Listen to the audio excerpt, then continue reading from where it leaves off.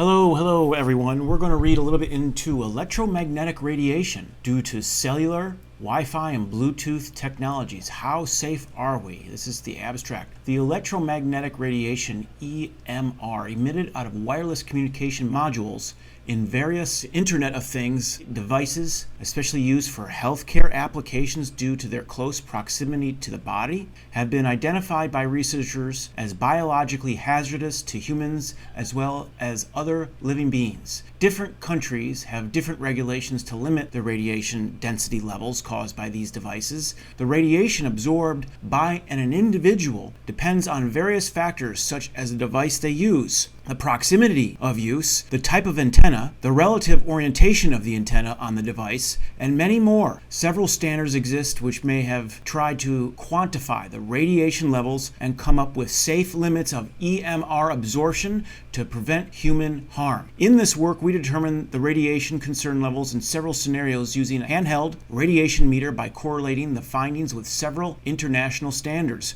which are determined based on thorough scientific evidence. This study also analyzes the EMR from common devices used in day-to-day life such as smartphones, laptops, Wi-Fi routers, hotspots, wireless earphones and smartwatches, Bluetooth speakers, and other wireless accessories using a handheld radio frequency radiation measurement device. The procedure followed in this paper is so detailed that it can also be utilized by general public as a tutorial to elevate their own safety with respect to EMR exposure. We present a summary of the most prominent health hazards which have been known to occur due to EMR exposure. Again, EMR standing for electromagnetic radiation. We will also discuss some individual and collective human-centric protective and preventative measures that can be undertaken to reduce the risk of EMR absorption. This paper analyzes radiation safety in pre-5G networks and uses the insight gained to raise valuable concerns regarding EMR safety in the upcoming 5G networks. This was released in February. Section 1. The ever-increasing adoption of wireless communication has created a very complex situation of electromagnetic radiation exposure, EMR. With new technologies such as 5G, the number of devices will increase exponentially and operate on a broader frequency spectrum. With this upcoming technology, the society will be more connected than ever before and would witness huge economic growth. However, it is very important to identify beforehand, if any, harmful or adverse effects resulting from increased exposure of human beings. Side note here, everybody, Wuhan had over 10,000 5G towers. I am currently down in Florida, where there are a lot of 5G components up and down the highways.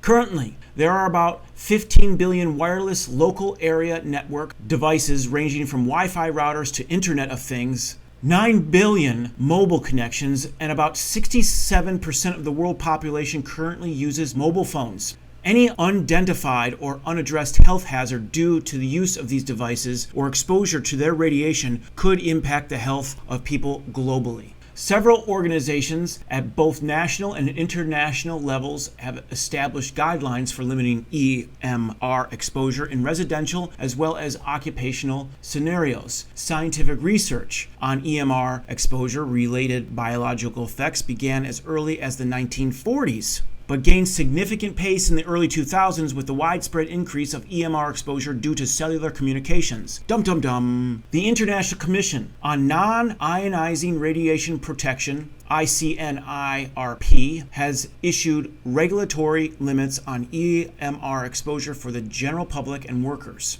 ICNIRP 1998 guidelines have been adopted by most of the countries in the world today. But these limits only take into account the thermal effects of EMR and dismiss evidence of the biological effects of EMR exposure as unclear and unsatisfactory findings.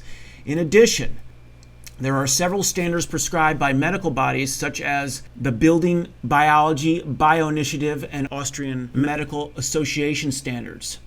These limits have been arrived after extensive scientific research of thermal, non-thermal, chronic exposure, and biological effects carried out by health experts from across the world. On comparing these limits with those prescribed by ICNIRP, it can be seen that the limits prescribed by medical bodies are several orders of magnitude lower than those prescribed by ICNIRP. Therefore, a clear understanding of these differences between these limits and an assessment of the current exposure levels in accordance with both kinds of exposure limits mentioned above is in need of the hour. In literature, many research studies have analyzed health hazards due to EMR exposure. Numerous adverse health conditions such as cancer, infertility, damage to the auditory system, ringing in the ears, anybody? Alteration of blood cells and blood flow.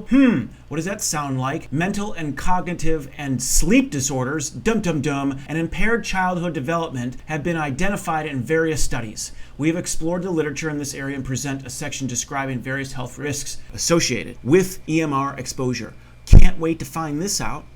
The major contributions of this paper are highlighted below. We analyzed radiation levels of commonly used cellular, Bluetooth, and Wi-Fi devices to estimate how safe they are to human beings in terms of radiation. Next, the procedure followed in this work serves as a tutorial for the general public who can arrive at a good estimate of their radiation exposure with minimal technical knowledge or expertise. Hey everybody, guess what? I've been studying this stuff for a year and I'm pretty convinced already. Let's see what happens. We review several works which have identified various health hazards resulting from EMR exposure and present the findings to highlight dangers of excessive EMR exposure. Then we suggest techniques for people as well as societies, organizations to protect themselves from excessive EMR exposure and also present ways to minimize ambient EMR levels in different environments like schools, hospitals, and homes. How do you heal yourself? The rest of this paper is organized as follows. In section 2, we discuss the nature of EMR use in wireless communication devices and the need to analyze EMR from various common sources such as mobile phones, laptops, and other cellular, Wi-Fi, Bluetooth, and Internet of Things, IoT devices. In section 3, we discuss a few important standards and guidelines for EMR exposure, which have been determined by scientific organizations/commissions to avoid EMR-related health hazards in humans. In section 4, we present our findings on the radiation levels present in common use cares of popular devices. In section 5, we summarize importance of health hazards of EMR exposure that have been documented and reported. In section 6, we describe some measures to protect ourselves from EMR and also discuss ways to minimize ambient EMR in public places. In section 7, we recommend some proactive prevention techniques which can be immediately adopted at both individual and societal levels to prevent harmful EMR exposure. In section 8, we discuss our findings from sections 4 in light of sections 2, 3, and 5, and 6. We conclude the paper in section 9.